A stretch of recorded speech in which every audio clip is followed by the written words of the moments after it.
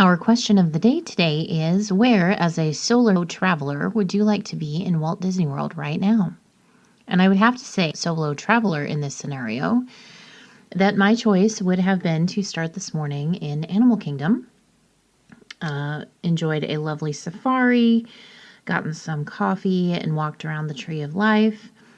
And then done a couple of other things that I love to do in that park, like Expedition Everest, spend some time at Nomad Lounge, of course. And then I would probably, as a solo, I think I would probably head back to my resort hotel and have a nap, spend some time in the pool, maybe do some shopping.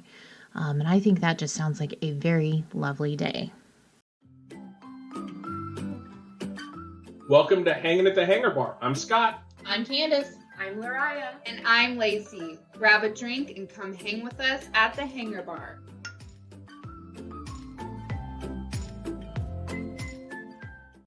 Welcome back, everyone, to Hanging at the Hangar Bar. This week, you have a solo episode with me, Candice.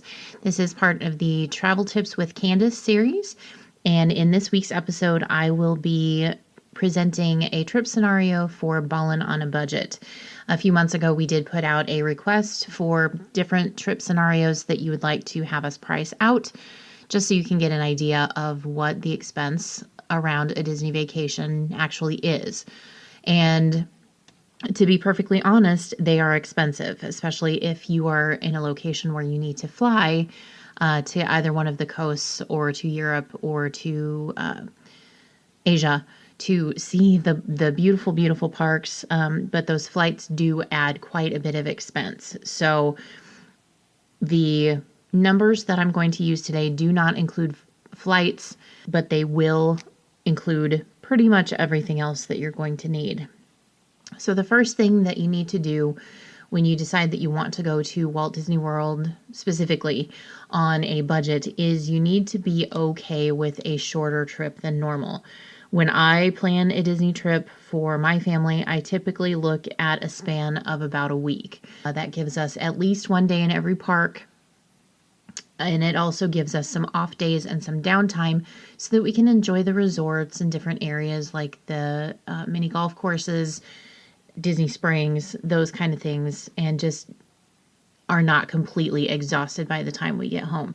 I know not everybody likes to vacation like that. Some people are go from the moment you get up in the morning to the time that you fall into bed at night, and that's fine. But that is a conversation that you're going to have with yourself and with your travel advisor. And I do strongly recommend using a travel advisor for Disney vacations. And that's not just because I am one. I'm saying that because there are lots and lots of details that you do need to consider when you're planning a Disney vacation. And it's very easy, especially if you have multiple family groups going, like if it's a bigger group trip and there's multiple families going, to get to know the wants and the needs and all of that and keep all of that straight is a lot of work. So find someone that you feel comfortable with, find a travel advisor, reputable travel advisor in your area. There are many, many, many Disney travel advisors out there. Some do charge an extra fee. I myself do not. I don't charge you anything above the cost of your vacation, as I am paid through Disney to get that done for you. Just work with a travel professional. Don't take that on your shoulders, because believe me, you will be stressed out worrying that everybody's having a good time based on your planning. So leave the planning to somebody else and just enjoy your vacation. That was my little PSA. Now let's jump into this Ballin' on a budget Disney style. So the scenario that we're going to look at is a 4-day trip that basically allows for 1 day per park and no rest days. If you're on a budget and you've actually gone to see Walt Disney World, you don't necessarily want to spend all of that time at a resort, at Disney Springs, anything like that. So we're going to look at 4 days. We are going to actually price out both Good Neighbor hotel options and a value resort, just so that we can get a grasp on the difference of those. Good Neighbor hotels are located in the Walt Disney World Resort area, but they are not on Disney property. They tend to be quite a bit less expensive, not always, but they do tend to be a bit less expensive. They do offer some of the same amenities, but not usually all of the same amenities, and we'll talk about that as we do the pricing. We are going to price a trip for 2024, and we are going to look at including the quick service dining plan when available. That is coming back in January of next year, which I'm very excited about. But I think if you can build a budget around knowing what that price is going to be, I think that's more helpful than having to just have a bucket of money sitting aside for your meals. And then we are for park tickets, we are going to do 1 park per day with no hopping. So those are some of the sacrifices that you may want to think about when you're planning around a tight budget. But let's go ahead and jump in. So we are going to start by looking at the Good Neighbor hotels, and I do have us priced from the 17th to the 21st, so we get 4 full days, because typically, like how I like to do my Disney vacations is that first day that you arrive, you don't go into a park. You need to decompress from your trip in the airports, and just kind of weave your way into the magic slowly. So that would be a great opportunity to get to Disney Springs, have a nice dinner, just kind of enjoy and immerse yourself into the magic slowly. The first thing that we are going to look at, the hotel is actually in the Disney Springs area, and it is the Drury Plaza Hotel Orlando Lake Buena Vista. The hotel category, it says, is deluxe. So we will see if that holds true. And we are going to, this is for a party of 2. We are going to look at a deluxe king bed. Don't get to specify views or anything like that. It's all assigned for check-in. We are also going to do theme park tickets. So 4-day ticket with admission to 1 park per day. Now, that does not include, there's not an option on there to include the meal plan. So keep in mind that this particular pricing does not include any food at all. So that's going to have to be in addition to the budget. All right, so we have the Drury Inn, which is in the Disney Springs area. A king room with park tickets, 1 park per day. And then we are also adding travel insurance, which is a must for every trip, everywhere. That's my feeling. It costs a little bit of extra money, but it is so worth it. And if you do have to make a claim on that insurance, it is going to be far less than the amount of money that you've paid for it. So it's well worth it. So total price on this particular package with just the room and the tickets for those days is $1,746.32. As of the time of recording, these prices are accurate and current. If you're listening to this anytime after, it may not be current, but we're more than happy to price those out for you as we go and as you get ready to plan your trip. So, all right, so let's go ahead and grab another Good Neighbor hotel in a different area. Let's check out the B Resort and Spa. Okay, the room category we're selecting is a captivating room with a deluxe king. Again, room views may vary and are assigned upon check-in.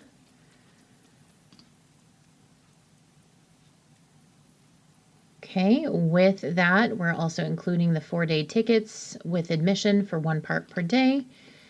And we are adding trip insurance.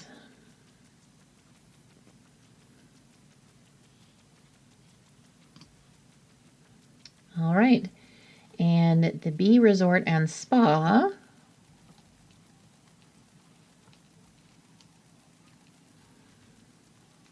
is $1,956.92, and that is with park tickets and travel insurance, but it does not include food of any sort, airfare, all those good things. All right, since we've got that a little bit planned out and know pretty much the area that we're going to be looking at, let's go ahead and grab a value resort just to compare. And keep in mind this time frame that we're choosing is typically value season. That's another big thing to keep in mind when you are planning a trip like this is you'll want to keep in mind the time of year that you're going to travel. Anytime that school is out is going to be more expensive than when school is in session. If it's during the holiday season, that is peak season, and that's going to be much more expensive than like late fall or late winter. Like January, February is okay as long as you don't expect to go for New Year's. All right, so because the listener that submitted this is 2 adults with no children, I am going to choose the All-Star Music Resort, as that tends to have a few less kiddos hanging out there. I know like the All-Star Sports Resort, that gets booked a lot for different cheer competitions and things like that. Granted, this wouldn't be during this time, but you know. So we're going to do a standard room because the name of the game is getting you there. All right, so we've got our standard room at All-Star Music. We are going to do 4 days worth of tickets as a base ticket, no hopper. We're going to add the quick service dining, which this is available. Again, the quick service dining plan is per person per night. It allows 2 quick service meals, 1 snack, and a resort refillable drink mug with no special dining experiences included. Another thing about the time that I'm pricing this trip out for is it should be during Epcot Food and Wine Festival, which you will be able to use those snack credits on your dining plan for many of the items included in the food. And we're going to add in our travel insurance. Okay, so for staying on Disney properties, so you'll be able to take advantage of Disney transportation, the resort stay, which you'll be in the middle of the magic the entire time. Super themed resorts. All-Star Music is adorable. You'll get to use the Disney transportation. I mentioned that. We've got the quick service dining plan included in this price. We also have park tickets, 1 park per day. And we have that faithful travel insurance. Grand total on this particular package is $2,507.34. That's $2,507.34. So it's about $600 difference from that and the B Resort and Spa that we quoted out earlier. Most of that is the dining plan, but again, quite honestly, if it's something, there is some value in peace of mind. And if you don't have to worry about shelling out more money and more money and more money for your food and knowing that that's all been taken care of before you travel, I think there's value in that. And that would be up to you to make that determination. But I would definitely look at those options before you decide that you don't want to stay on Disney property. In addition to that, the Good Neighbor hotels do offer some transportation options over to Disney. You can always take an Uber or Lyft or something like that. Some of the hotels have shuttles, but they don't run as frequently or maybe as late as what Disney transportation runs. And Disney transportation is water taxi, bus, Skyliner if you're at one of those resorts, monorail if you're at one of those resorts. So there's plenty of options, as well as the minivan service, which in my opinion is amazing. There's lots of options to get you from point A to point B.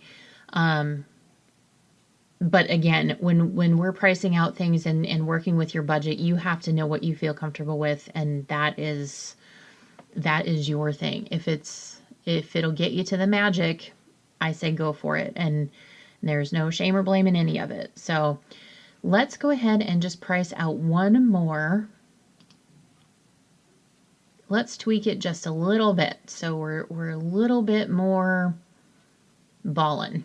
So this quote, we are going to stay with the All-Star Music Resort, but instead of a standard resort room, we are going to look at a preferred room, which typically what that means is it is closer to either the lobby or the food court of the resort. So it's typically closer to amenities than some of the standard rooms.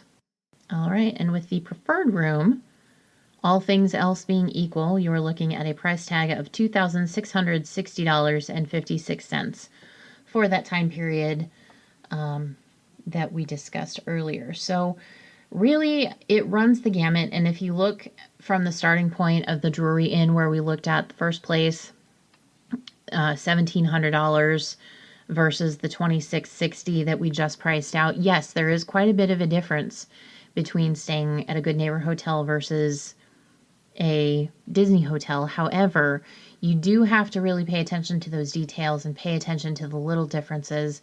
Like with the Disney hotels, we're including your meals, where that's not an option when you're staying in the Good Neighbor hotels. You've got, again, the transportation that I was talking about earlier.